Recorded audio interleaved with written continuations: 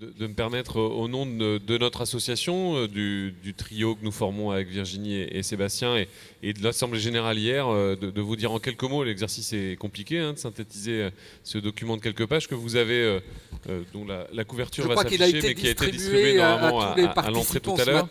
Un manifeste qui s'inscrit donc dans la préparation de l'élection présidentielle. Alors, Jacqueline Gouraud n'est pas candidate à l'élection présidentielle à ma connaissance. Pas encore. Et si tu as des annonces à nous faire, le micro te sera proposé tout à l'heure. Mais donc je ne m'adresse pas ni à Madame la Ministre, ni s'il y a des candidats dans la salle peut-être, mais l'idée c'est de s'adresser aux candidates et candidats à la présidentielle dans un document synthétique qui fixe un certain nombre d'éléments, de propositions de notre association, et un document qui est forcément, en étant synthétique, et on l'a vu à l'Assemblée générale hier, a besoin aussi d'être complété, enrichi par des propositions plus détaillées qui s'inscriront aussi dans le contexte de la campagne et dans son actualité. Ce document, il est en 4 parties, 4 piliers sur des éléments de force de l'intercommunalité.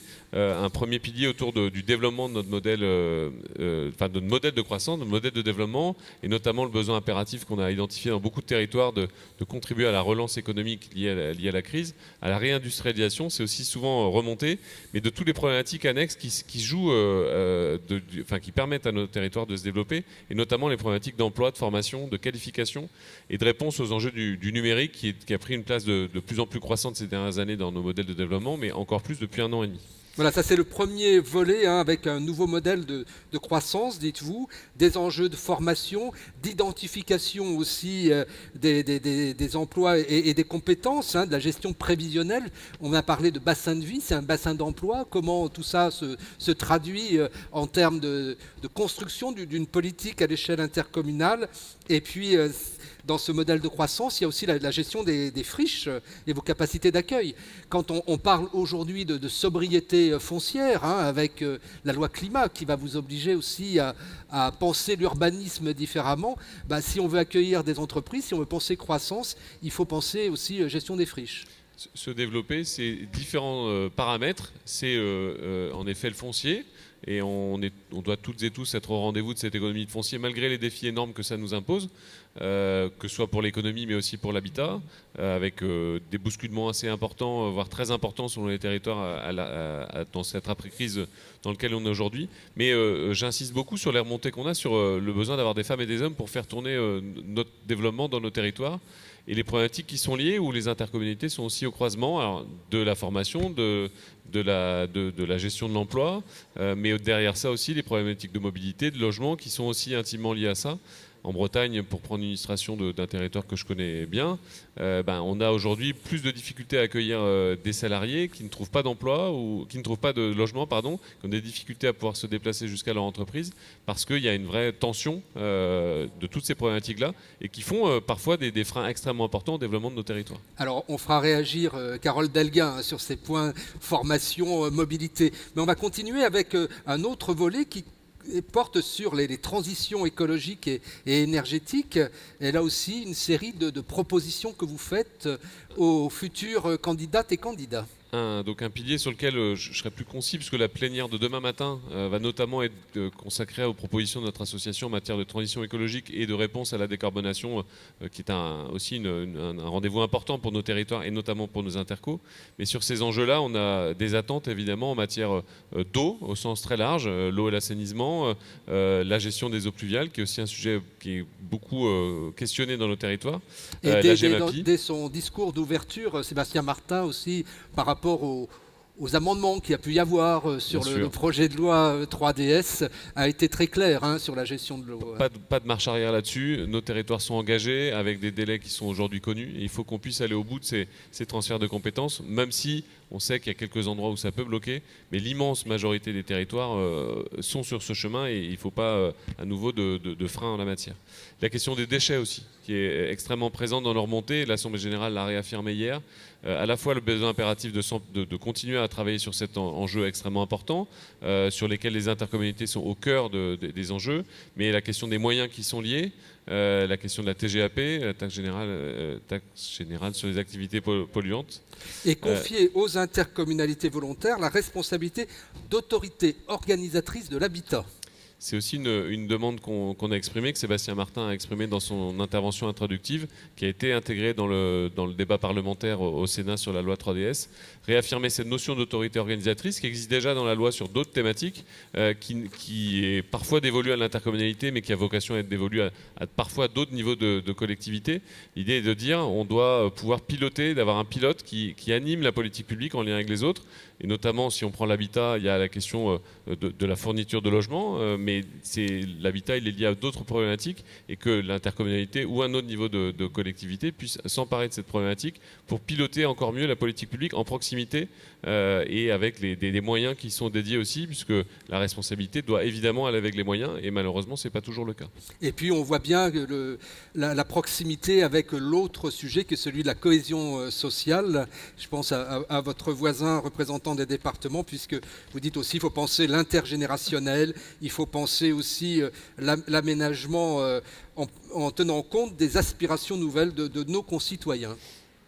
Ce troisième pilier, on y tient aussi fortement, la cohésion sociale et territoriale. La cohésion territoriale, elle est souvent dans le cœur de nos compétences depuis longtemps, à travers nos politiques d'aménagement du territoire.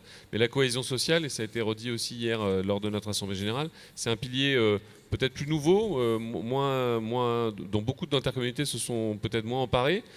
C'est très vrai dans les villes et les métropoles et les intercommunalités urbaines où ces enjeux sont déjà beaucoup entrepris par l'intercommunalité. C'est peut-être moins vrai dans les communautés de communes.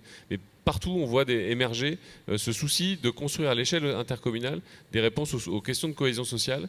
On parle dans notre manifeste des questions de santé, des questions de vieillissement, des questions de prévention à divers titres.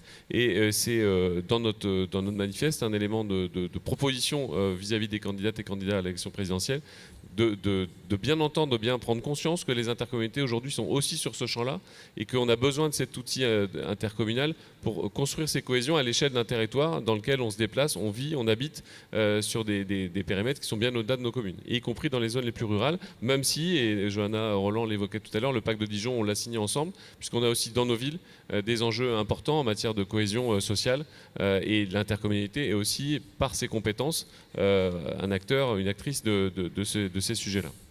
Et puis un dernier volet dans ce manifeste sur le continuum sur l'action publique. Alors, on l'a beaucoup évoqué dans la première partie de cette table ronde, entre l'État et les collectivités, et puis l'échelle de la territorialisation, de la déconcentration, vos partenaires locaux de l'État et des administrations, avec la petite pique là, tout à l'heure de votre collègue, dit mais est-ce que l'État déconcentré, il a les moyens aussi de faire tout cela ? C'est l'enjeu, et Jean a eu raison de le soulever. Dans nos territoires, on a envie de faire, mais il faut que l'État aussi soit au rendez-vous de ces évolutions. Je sais que Jacqueline Gouraud et un certain nombre de ministres et même de membres de l'administration de l'État sont aussi connaisseurs des collectivités locales, mais on voit quand même dans beaucoup d'endroits soit une méconnaissance, soit des freins à cette volonté de bien travailler avec les collectivités dans leur diversité.